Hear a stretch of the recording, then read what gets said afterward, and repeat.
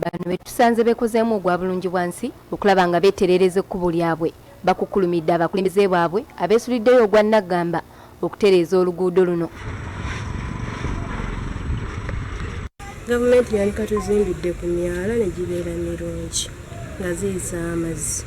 Mazima Uganda yekkula lyaffe yeggwanga lyaffe lyetunyumirizaamu naye kati obwatuka kati amazima naffe tetubitegeera. Abatuuze batuttotoledde obunkenke bwe balimu olw'oluguudo luno olulimu ebiwonka eby'ettabbo kyokka ng'enkuba bw'etonnya olw'abasomi eno balumyusa. Amazzi gasala ekkubo ne galitta lyonna lyonna ne lyonooneka, abatuuze ne bakosebwa tebalina we bayita, abaana bagenda ku masomero tebalina we bayita.